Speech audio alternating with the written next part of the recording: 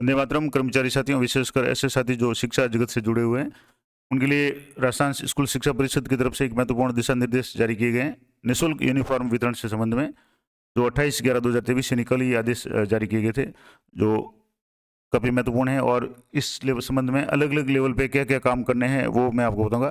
तो सबसे इंपॉर्टेंट बात तो मैं आपको बताऊंगा कि विद्यालय स्तर पे या पीयू स्तर पे आपको क्या क्या काम करने हैं। हालांकि पिछले साल भी निःशुल्क यूनिफॉर्म का वितरण किया गया था और इस बार भी वितरण किया जाना है। इसके संदर्भ में क्या निर्देश है, लेटेस्ट जो जानकारी है वो मैं आपको साझा करूंगा। तो समग्र शिक्षा की वार्षिक कार्य योजना और बजट 2023-24 और राज्य बजट के बिंदु संख्या 35 के क्रम में राजस्थान के समस्त राजकीय विद्यालयों, जिसमें एलिमेंट्री, सेकेंडरी स्कूल, संस्कृत और केजीबी भी शामिल है, कि कक्षा 8 तक के जो भी विद्यार्थी हैं उनको निःशुल्क यूनिफॉर्म है वो उसके कपड़े के जो यूनिफॉर्म के 2 सेट है उपलब्ध कराए जाने हैं। और निःशुल्क यूनिफॉर्म के वितरण की चरणबद्ध योजना तैयार की गई, यानी स्टेप बाय स्टेप क्या क्या प्रोसेस होगा वो इस जारी कर दिया गया है। अब इसमें निःशुल्क यूनिफॉर्म की जो आपूर्ति है वो फर्म द्वारा ब्लॉक स्तर पर की जानी है, यानी आपका जो भी सीबीओ कार्यालय या ब्लॉक होगा वहाँ पे फर्म द्वारा कपड़े की आपूर्ति की जाएगी और वहाँ से आपको उस ब्लॉक स्तर से पीओ या यूसीओ के माध्यम से विद्यालय तक इसका वितरण किया जाएगा। विद्यालय स्तर से कक्षा 8 तक के जो भी नामांकित अभ्यर्थी स्टूडेंट्स है, जो पूर्व प्राथमिक कक्षा से लेकर के कक्षा 8 तक है, उनको निःशुल्क यूनिफॉर्म फैब्रिक उपलब्ध कराई जानी है। और इस संबंध में निर्देश और है कि संस्कृत शिक्षा के विद्यालय, महात्मा गांधी राजकीय अंग्रेजी विद्यालय केजीबी और प्राथमिक माध्यमिक शिक्षा के समस्त विद्यालयों में कक्षा 8 तक के नामांकित विद्यार्थियों को निःशुल्क यूनिफॉर्म दी जानी है। राज्य में संचालित 134 स्वामी विवेकानंद मॉडल स्कूल के कक्षा 6 से 8 तक के विद्यार्थियों की यूनिफॉर्म अन्य राजकीय विद्यालयों की यूनिफॉर्म से भिन्न होने के कारण यूनिफॉर्म के स्थान पर उनको 651 रुपये 25 पैसे प्रति विद्यार्थी डीबीटी की जानी है।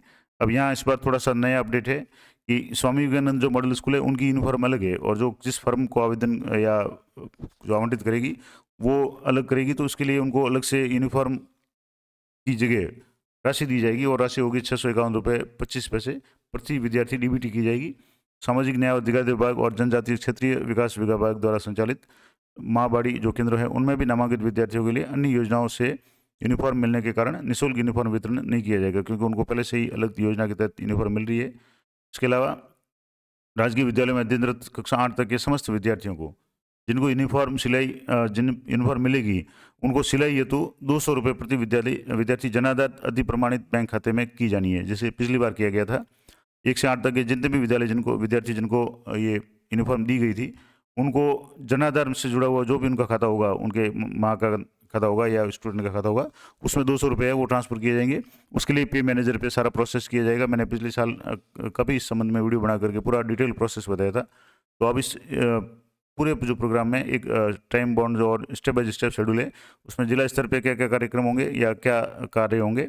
तो जिला स्तर पे जिला शिक्षा अधिकारी वगैरह उनके प्रभारी होंगे और अपना जो काम होगा विद्यालय स्तर से संबंधित, तो ब्लॉक स्तर से तो ब्लॉक स्तर पे जो सीबीओ होंगे वो प्रभारी होंगे और वहाँ जो भी फर्म है वो इसकी आपूर्ति करेगी। उसके बाद में ब्लॉक स्तर से विद्यालय स्तर तक वो सप्लाई जो विद्यालय लेवल से की जाएगी। वो ये जैसे ब्लॉक कार्यालय से निःशुल्क यूनिफॉर्म है उसको जैसे ही उनको प्राप्त होगी वो विद्यालय के अनुसार वितरित करके शाला दर्पण पोर्टल पर उनकी प्रविष्टि करेंगे।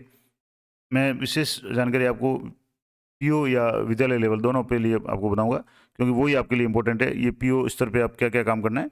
तो जैसे ही आपको सामग्री जो भी आपको ब्लॉक से मिलेगी उसको आपको कैसे करना है, तो पीओ या ईसीओ शाला दर्पण में जिलेवार, ब्लॉकवार और विद्यालयवार नामांकन के अनुसार अपने क्षेत्र के समस्त विद्यालयों के लिए निःशुल्क यूनिफॉर्म ब्लॉक कार्यालय से प्राप्त करेंगे। यानी आपके पीओ के अंडर में जितने भी विद्यालय आ रहे हैं उनमें 1 से 8 तक के जितने भी स्टूडेंट हैं उनके नामांकन के अनुसार आपको है यूनिफॉर्म दी जाएगी। निःशुल्क यूनिफॉर्म फैब्रिक के सेट्स में कमी या अधिकता होने पर ब्लॉक कार्यालय से संपर्क करके उसकी उपलब्धता सुनिश्चित करेंगे और ब्लॉक से यूनिफॉर्म लाने का व्यय यूसीओ या पीओ स्तर से वहन किया जाएगा। यानी आपको अपने विद्यालय स्तर से जो भी बजट वगैरह उसमें से आपको कोई भी वाहन वगैरह करके सीबीओ कार्यालय से आपको ये यूनिफॉर्म लानी है। उसके बाद में यूनिफॉर्म प्राप्त होने के 2 दिवस के भीतर आपको परिक्षेत्र में समस्त विद्यालयों को यूनिफॉर्म वितरित किया जाना सुनिश्चित करें और प्रत्येक विद्यार्थी निःशुल्क यूनिफॉर्म की पहुंच की सघन मॉनिटरिंग करेंगे और पीओ या यूसीओ स्तर पर निःशुल्क यूनिफॉर्म फैब्रिक वितरण का अभिलेख निर्धारित रजिस्टर में किया जाएगा।